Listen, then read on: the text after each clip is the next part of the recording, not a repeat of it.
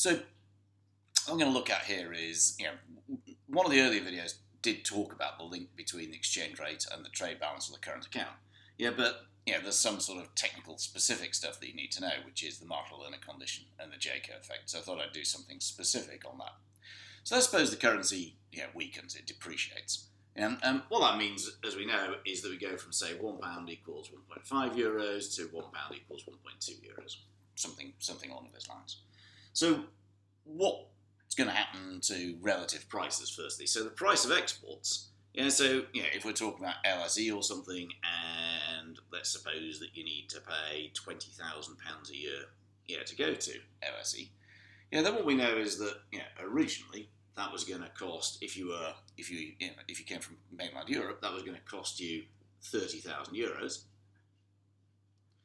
Now, because £1 only costs 1.2 euros, it's going to cost you €24,000.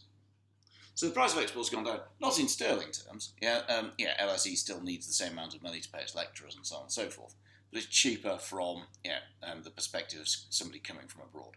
So the price of exports has gone down in foreign exchange terms. The price of imports, of course, that's gone up. So if you were trying to buy a baguette, from France, and let's suppose that was going to cost you bad numbers.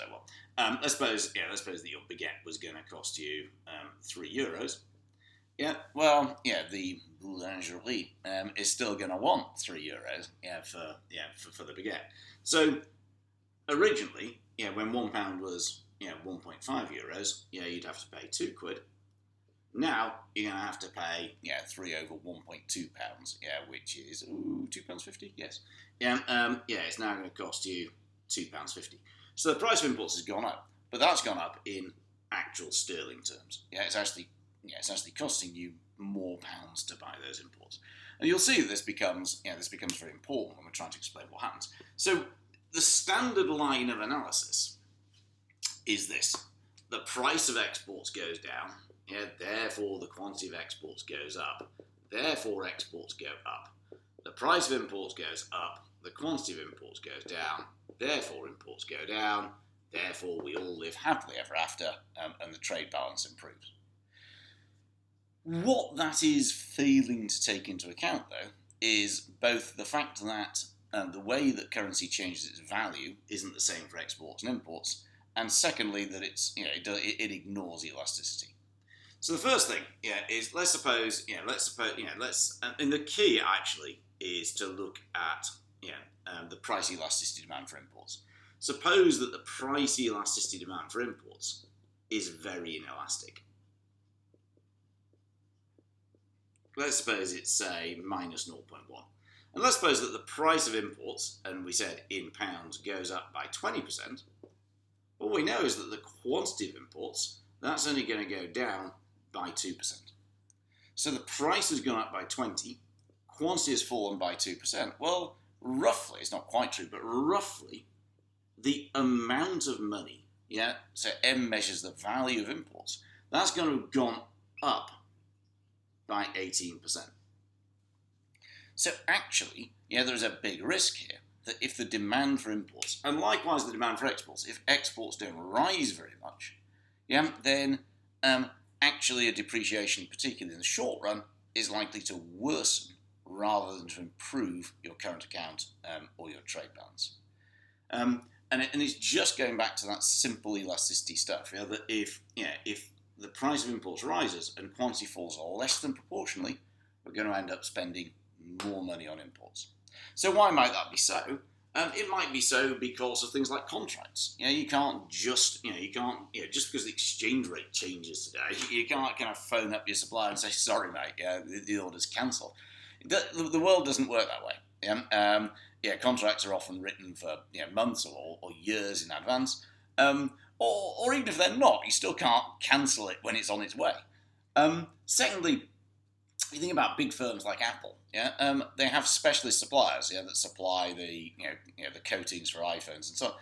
they can't just find somebody else very quickly. Yeah, they've got somebody's these are highly specialized components. Yeah, they can't just easily switch.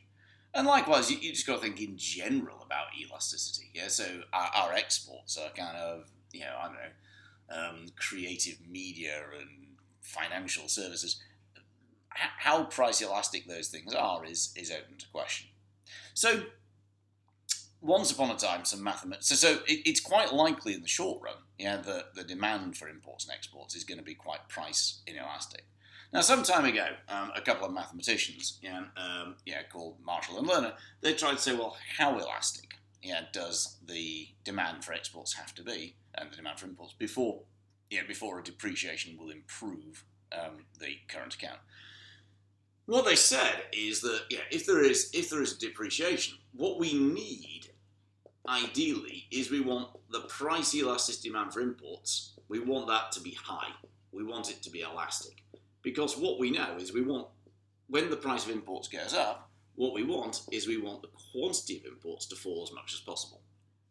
But also, the price elasticity demand for exports, we want that to be high and elastic as well, because when the price of exports goes down in foreign exchange terms, what we want is the quantity of exports to go up by as much as possible.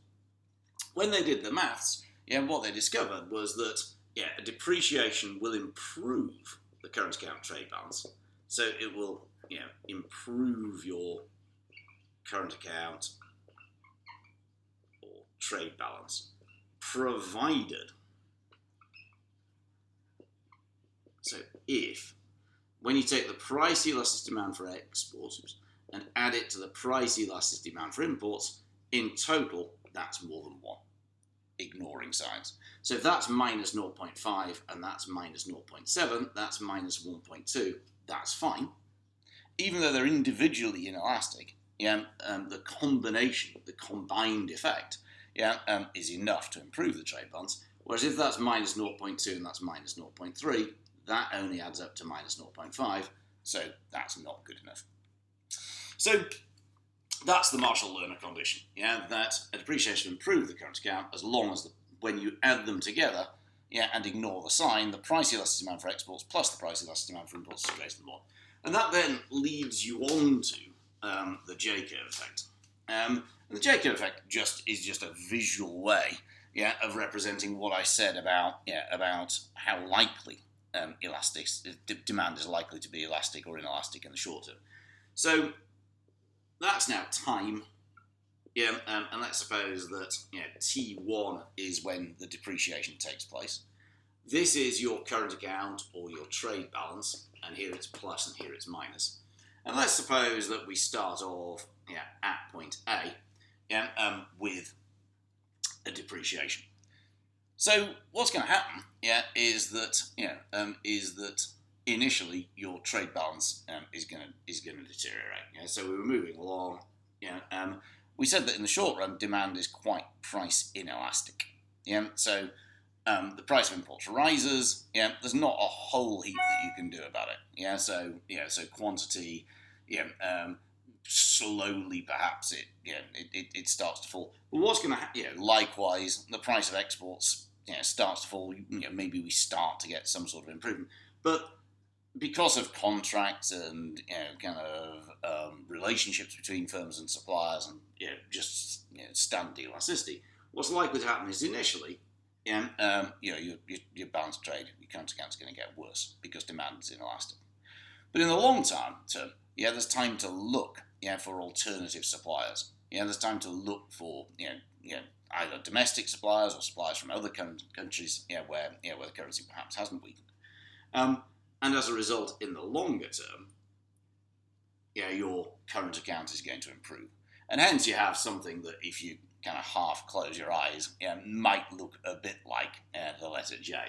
That is your J-curve effect, which says that a depreciation is going to lead to a worse current account in the short run because demand for imports and exports tends to be relatively inelastic, but a better current account in the long run as demand becomes more elastic. And that's all there is to it.